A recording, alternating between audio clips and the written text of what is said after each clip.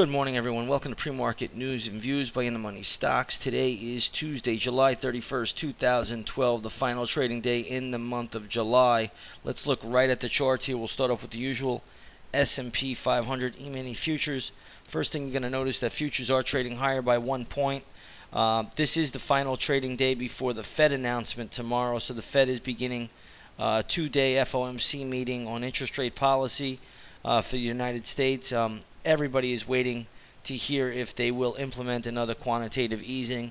The market is betting that they are, and we'll see how it plays out. I'm not so sure of that, but we'll see how it plays out tomorrow. So today we could look for more of a mild trading day. Yesterday was very, very light volume. I don't think the SPY spiders even traded 100 million shares yesterday. So today we could be in store for another light volume session. Simply on the basis that everyone is waiting on the Fed. Let's take a look at the U.S. dollar index, which I still think is the most important chart out there. Today you'll see that the dollar is trading lower by about 11 cents. When the dollar's down, the market's up, and you can see the dollar is up. The S&P 500 is up 1 point. So again, watch that dollar chart. Very, very important. Usually tells us everything that we need to know. Right now, the dollar is down about 11 cents to start the day. So a couple things to go over first. One, looks like European unemployment has risen. I don't think that's all that big of a deal. Later on today, you'll have some more economic news out. I believe at 9:45 you're going to have Chicago PMI, and I believe at 10 o'clock consumer confidence. I don't know if either one is going to be a market mover. I really could care less.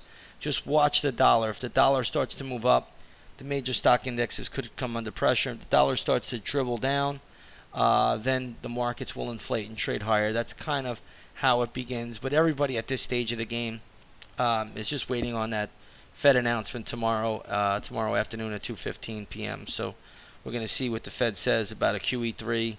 They're going to keep interest rates obviously at zero. There's no change there. We'll see if they just dangle the carrot with potentially QE3, or do they really say we're going to do it and this is when we're going to start it. So we'll have to wait and see how that all plays out. But in any case, the dollar will tell us pretty much everything we need to know, as it is inverse to the overall indexes. Let's take a look at gold and oil. When the dollar's down, gold and oil should be up. Sure enough, that is the case. Gold is up $6 to $1,630 an ounce. Let's take a look at the GLD. Here you'll see the GLD catching a little bit of a bid from yesterday's close. It closed yesterday at 157.43. Today it is trading at $157.63. So it's up a little bit. The same with oil. Today light sweet crude is trading higher by 14 cents to $89.92. And you can see the USO this morning, proxy for oil. You can see that's catching a nice little bid, trading up at 33.71.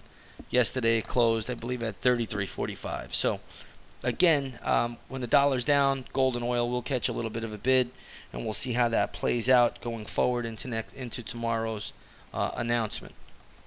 All right, a couple of other things to talk about quickly. Some stocks in the news right now. Cirrus Logic is one that's had a huge move. Ticker symbol is CRUS. This stock is catching a big bid. Closed at $29.84. Today it's trading at $36.10. Nice little move there. Watch for resistance up here, though.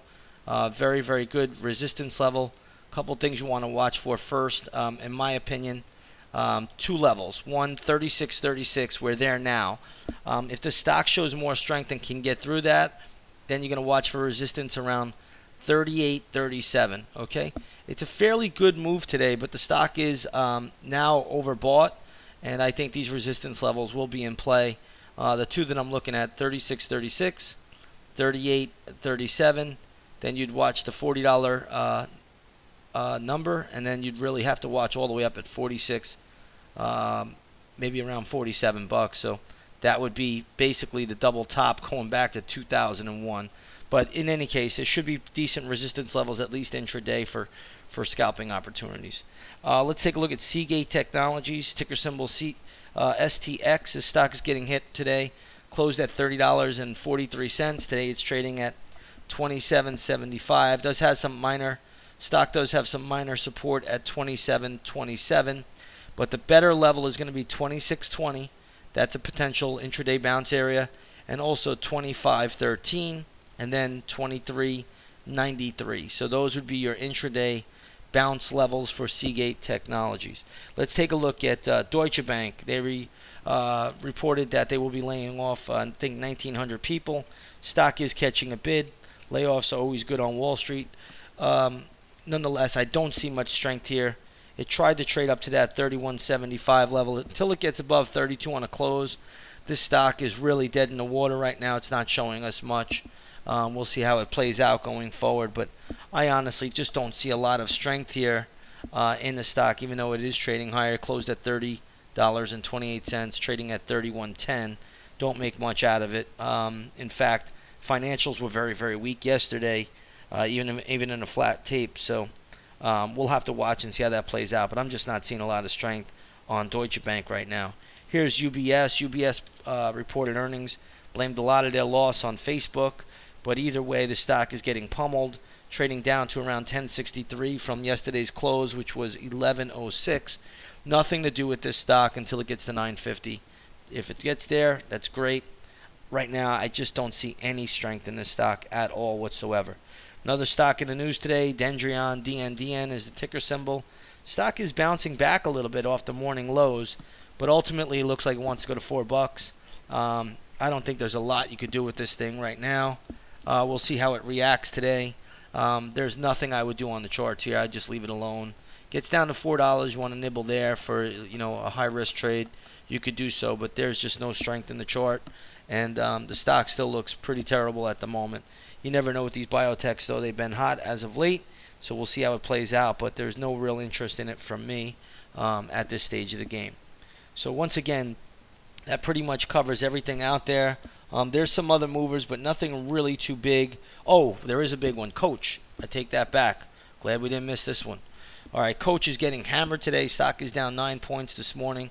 It closed at $60.58, trading at $51.60. The levels on Coach are pretty dire here. There's nothing to do on this stock until, well, there could be a little bit of short-term support at 50. But again, you got to see how the stock comes into that level. But other than that, the level you want to watch for is going to be 45.77. 45.77. If it breaks there, we'll have more support around the 44.50 level. But those are two levels I would be interested in.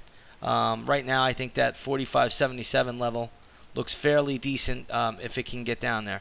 And it very well could. So Coach is getting hammered this morning. Goes to show you a sign of the times, what's going on. This has been a market leader and it's really fallen from grace. I guess really throughout since March 2012, and today just getting pummeled to the downside. Looks like a strong gap as well, so keep an eye on that level, 45.77. With that said, everybody, we'll leave it there. Have a great trading day, and we'll see you on the charts. Take care, everyone.